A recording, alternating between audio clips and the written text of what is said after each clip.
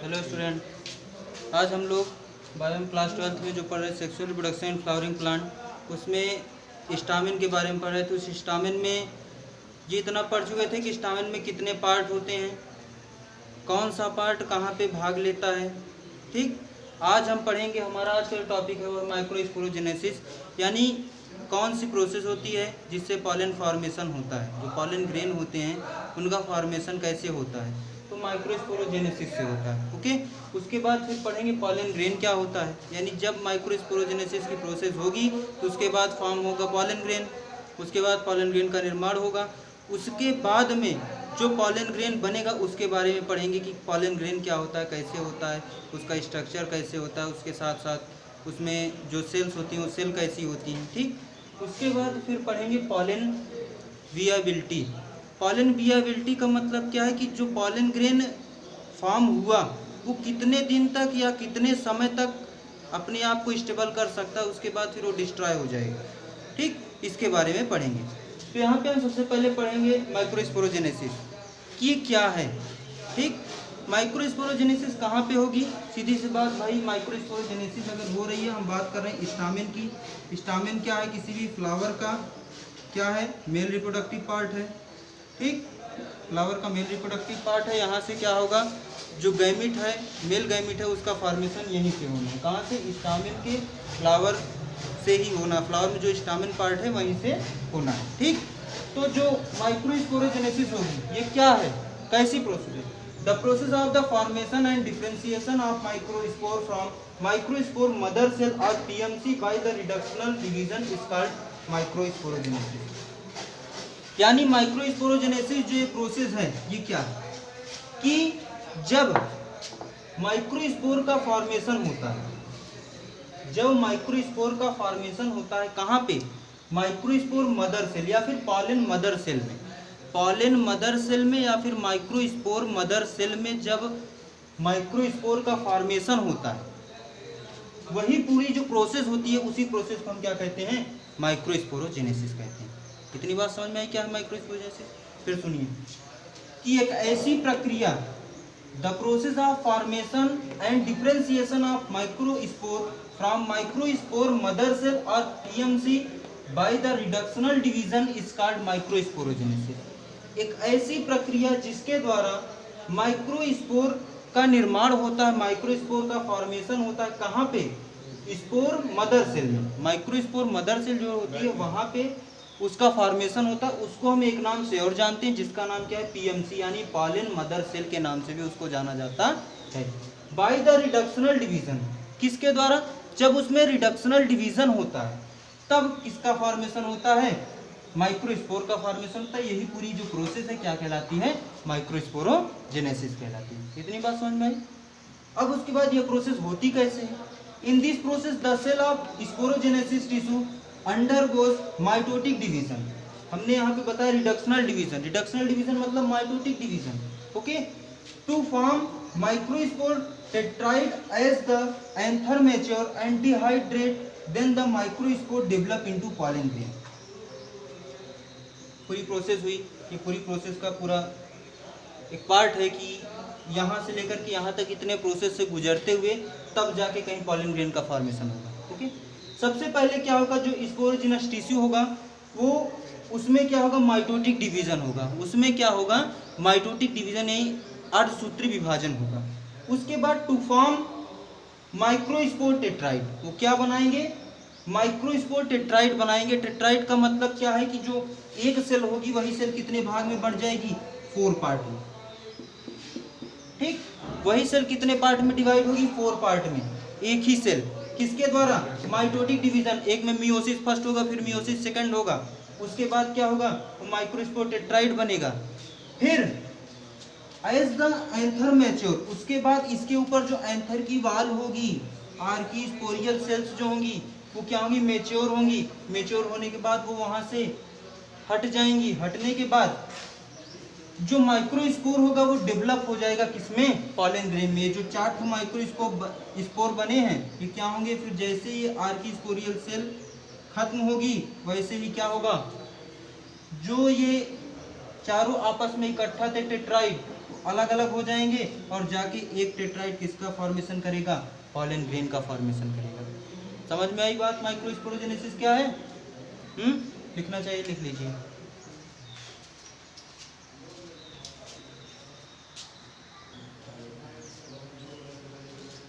चलिए अब आगे हम देखते हैं, एक फिगर के द्वारा समझते हैं कि कैसे फॉर्मेशन उसका हुआ है। ठीक, सबसे पहले क्या हुआ भाई, ये तो जरूरी नहीं है कि एक एंथरसाइक में केवल एक पॉलन ग्रेन हो, ठीक, बहुत सारे पॉलन ग्रेन हो सकते हैं। जैसे कि एक एंथर का आपके बुक में एक फिगर बना होगा ऐसे सर्कुलर टाइप, इसमें हम केवल एक माइक्रोस्पोरेंजिया निकाल के केवल एक दिखा रहे हैं। ठीक, उसमें कई सारे, उसमें एपिडर्मिस बहुत सारे होंगे, यानी एक एपिडर्मिस सेल तो होगी नहीं, कई सारी एपिडर्मल सेल होंगी। उसके बाद फिर उसके टेप्टम अलग होंगे, पॉलन ग्रेन के लिए भी जो चैम्बर है वो भी अलग होगा। ठीक, तो उन सब में केवल हम एक पॉलन ग्रेन निकाल रहे हैं, एक माइक्रोस्पोर मदर सेल निकाल रहे हैं। ठीक, और उसके बाद फिर वहां से हम देखेंगे कैसे एक पॉलन ग्रेन का फॉर्मेशन कैसे हो रहा है। ठीक है ना। सबसे पहले क्या हुआ, माइक्रोस्पोर मदर सेल में मियोसिस डिवीजन फर्स्ट हुआ। मियोसिस डिवीजन फर्स्ट जब हुआ तो क्या हुआ, जो एक सेल थी वो कितने में डिवाइड हो गई, 2 सेल में डिवाइड हो गई। ठीक, उसमें 2 न्यूक्लियस डिवाइड हुए, उसके साथ साथ पूरी सेल 2 सेल में डिवाइड हो गई। उसके बाद फिर जब मियोसिस सेकंड होगा तो मियोसिस सेकंड में क्या होगा, फिर जो 2 सेल बनेंगी वो आपस में खुद में ही एक पार्ट में और डिवाइड हो जाएंगी। यानी पहली सेल क्या हुई, ये फर्स्ट सेल मान लीजिए, ये सेकंड सेल, फर्स्ट सेल क्या हुई, 2 पार्ट में डिवाइड हो गई, फर्स्ट और सेकंड सेल भी 2 पार्ट में डिवाइड हो गई मियोसिस सेकंड में। और फिर कितने चैम्बर बने, 4 चैम्बर, 4 सेल बने। ठीक, सबका अपना अलग अलग न्यूक्लियस था। उसके बाद फिर क्या हुआ, डिहाइड्रेशन हुआ, और डिहाइड्रेशन होने पे क्या हुई, ये जो ऊपर की जो सेल वॉल थी ये क्या हुई, खत्म हो गई। ऊपर की जो सेल वॉल थी क्या हुई, हट गई। ठीक, जब ये हटी तो फिर जितने भी पॉलन ग्रेन्स थे वो बाहर निकल गए, जितने भी पॉलन ग्रेन थे वो बाहर निकल गए, और एक पॉलन ग्रेन क्या किया, जाके अपना जो अट्रैक्शन होगा उस अट्रैक्शन को करेगा, जो कि हम आगे पढ़ेंगे, अपने अगले टॉपिक में पढ़ेंगे उसको। ठीक, अभी तो हमको पढ़ना है पिस्टिल के बारे में, तब उसके बाद फिर इंट्रैक्शन आएगा।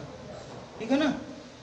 तो यहाँ तक की बात हुई कि माइक्रोस्पोरोजेनेसिस की जो प्रोसेस हुई वहाँ से क्या मिल गया हमको, पॉलन ग्रेन मिल गया। अब ये पॉलन ग्रेन क्या करेगा, आगे डेवलप करेगा, थोड़ा डेवलप करने के बाद फिर ये अपने आप को स्टेबल बनाएगा, ये मैच्योर होगा, फिर उसके बाद तब फिर फर्टिलाइजेशन की प्रोसेस होगी। ठीक, फिगर बना लीजिए।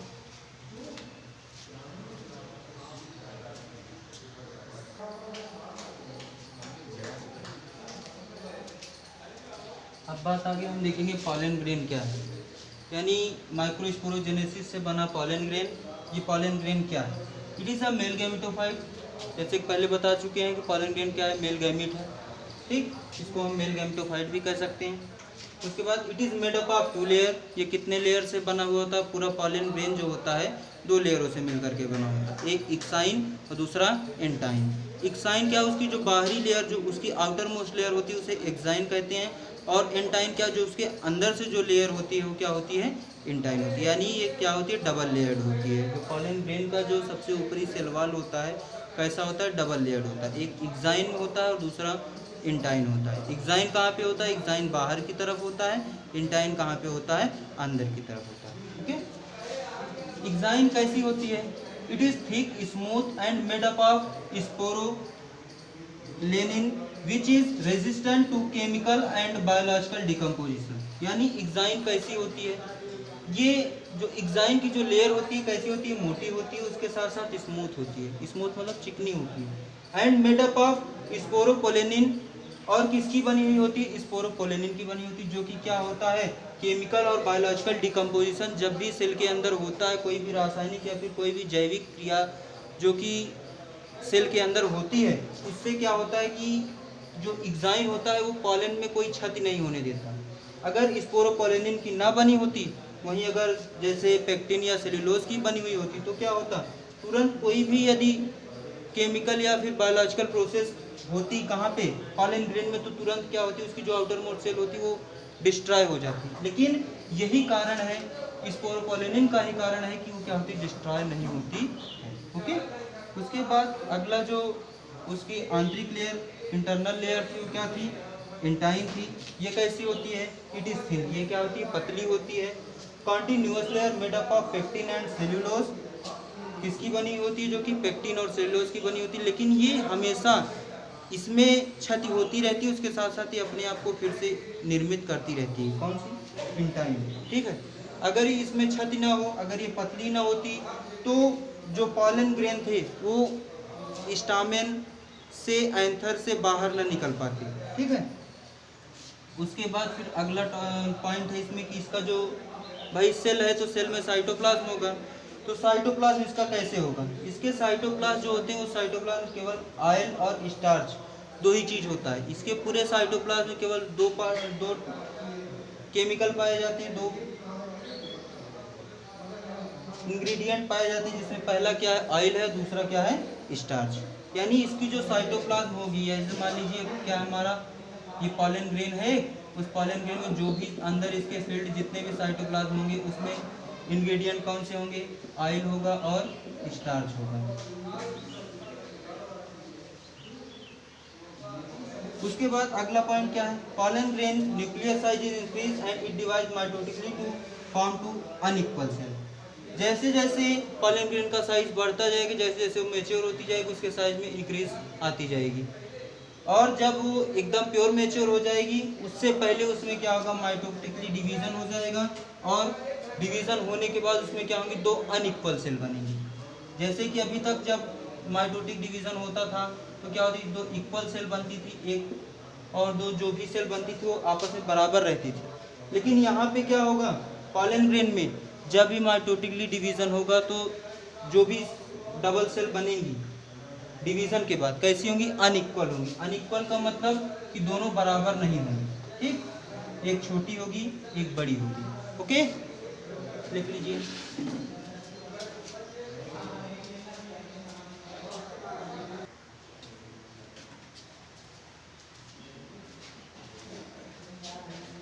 अब पॉलन ग्रेन में हम बात करते हैं स्ट्रक्चर के बारे में, उसके थोड़ा जान लेते हैं कि इसमें अभी हमने आपको बताया था एक पॉइंट कि इसका एक पार्ट बड़ा होता है, एक पार्ट छोटा होता है। तो कौन सा पार्ट जब बड़ा पार्ट होगा तो उसको क्या बोलेंगे, छोटे पार्ट को क्या बोलेंगे, ठीक। तो जो पॉलन ग्रेन होता है उसमें जब माइटोटिक डिवीज़न होता है तो दो अनइक्वल पार्ट बनते हैं। उसमें जो बड़ा वाला पार्ट होता है उसे हम वेजिटेटिव सेल के नाम से जानते हैं, और जो छोटा वाला पार्ट होता है उसे जनरेटिव सेल कहते हैं। बड़े वाले पार्ट को वेजिटेटिव सेल, छोटे वाले पार्ट को जनरेटिव सेल। इसमें जो वेजिटेटिव सेल होता है इसका भाई इसमें कुछ ना कुछ डिफरेंस होता होगा जनरेटिव सेल के से देखा जाए तो, ठीक। तो इसमें वेजिटेटिव सेल में क्या डिफरेंस होता है, सबसे बड़ी बात तो ये होती है कि अगर आप केवल फिगर को देखें तो उससे जाहिर हो रहा है कि वेजिटेटिव सेल का जो साइज होता है वो बड़ा होता है, किसके अपेक्षा, जनरेटिव सेल के अपेक्षा। जनरेटिव सेल का जो साइज होता है वो छोटा होता है, लेकिन वेजिटेटिव सेल का क्या होता है, साइज बड़ा होता है। तो it is big in size, यानी सबसे पहला पॉइंट वेजिटेटिव सेल में क्या होगा कि इसका जो साइज होता है बड़ा होता है। दूसरा point, it has large irregular nucleus, इसमें जो न्यूक्लियस होगा कैसा होगा, बड़ा होगा। इसमें जो न्यूक्लियस होगा कैसा होगा, बड़ा होगा, ठीक।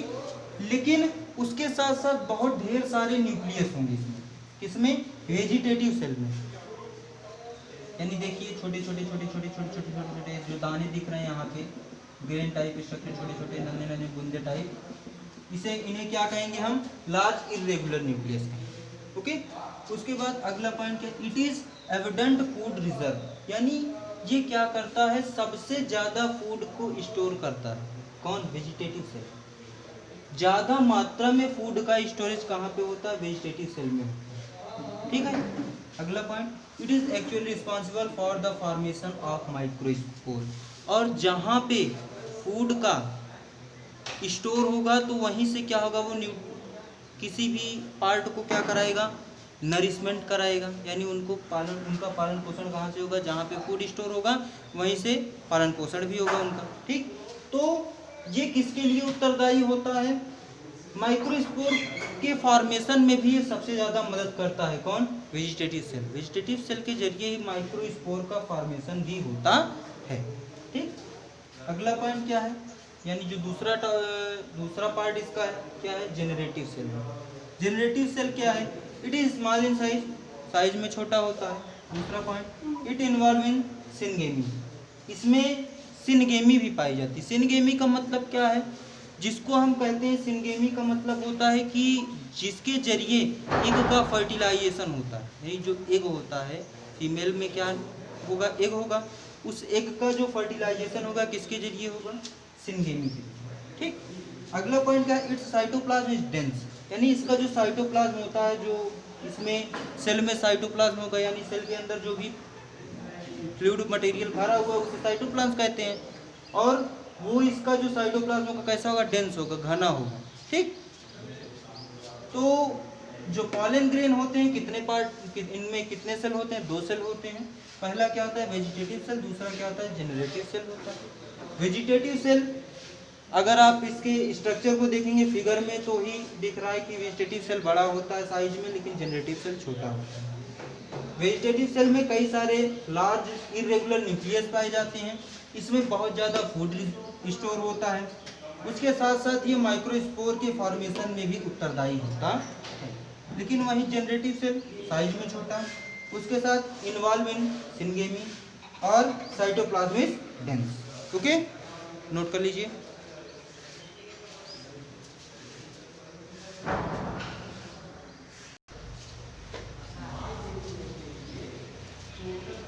तो अब हम बात करेंगे पॉलन वियाबिलिटी क्या है, यानी जो पॉलन है उसकी क्षमता कितनी है।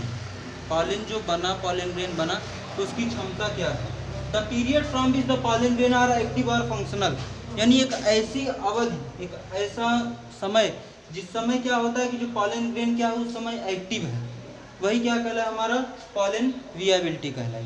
ओके, इसमें जो फर्स्ट पॉइंट इसका है क्या है, यानी ये कितने टाइम तक एक्टिव रहेगा।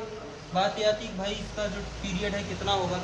इसका जो टाइम पीरियड होगा वो केवल 30 मिनट्स का होगा, यानी एक बार अगर पॉलन का फॉर्मेशन हुआ तो लगभग अबाउट 30 मिनट्स एक्टिव रह सकता है। उसके बाद फिर क्या होता है? वो डिसएक्टिव हो जाएगा, यानी निष्क्रिय हो जाएगा। ठीक है ना। दूसरा पॉइंट क्या है? It depend on the temperature and humidity. जो पॉलन ग्रेन है उसकी जो एबिलिटी है वो किस पर निर्भर करेगी? टेम्परेचर पर, यानी वहाँ का जो तापमान है क्या है, उसके साथ साथ ह्यूमिडिटी उसकी कितनी है क्या। तीसरी चीज, it store in liquid nitrogen eight -196 degree centigrade, यानी इसको हम क्या करते हैं? लिक्विड के रूप में भी रखते हैं। कहाँ? लिक्विड नाइट्रोजन, जो लिक्विड नाइट्रोजन होता है उसमें पॉलन ग्रेन को हम क्या करते हैं? स्टोर भी करते हैं, जिसके जरिए वो काफ़ी समय तक एक्टिव रह सके। ठीक, ये कहाँ पे रखा जाता है? पॉलन बैंक होती है, जहाँ से कि कई सारे प्रजातियों के पॉलन जो होते हैं उनको वहाँ पे स्टोर किया जाता है। जैसे बहुत सारे ऐसे पॉलन हैं जो कि ऐसे प्लांट भी हैं जिनमें फूल जल्दी नहीं लगते। ठीक, या फिर उनमें काफ़ी समय के बाद फ्लावरिंग होती है, तो वहाँ से कहाँ से पॉलन पाएंगे। तो उन सबको एक्टिव रखने के लिए क्या करते हैं कि उसको जो पॉलन ग्रेन होते हैं उनको ले जा कर के जब वो एक्टिव स्टेज में आ जाते हैं और 30 मिनट के अंदर ही उनको क्या करते हैं? लिक्विड नाइट्रोजन के अंदर स्टोर करके रख देते हैं। उसके बाद फिर वो जैसी कंडीशन में रखेंगे वैसी कंडीशन में वो बने रहेंगे। ओके, फिर जब निकालेंगे तो फिर उनकी जो निकालने के बाद उनकी क्षमता कितनी होगी? Only 30 minutes. निकालने के बाद भी वो 30 मिनट्स ही एक्टिव रहेंगे, उसके बाद फिर वो डिसएक्टिव हो जाएंगे। ठीक, तो पॉलन बैंक में क्या किया जाता है? अलग अलग तरीके के, अलग अलग टाइप के जो भी फ्लावर होते हैं उनके पॉलन ग्रेन को वहाँ पे स्टोर करके रखा जाता है। नोट कर लीजिए इसको।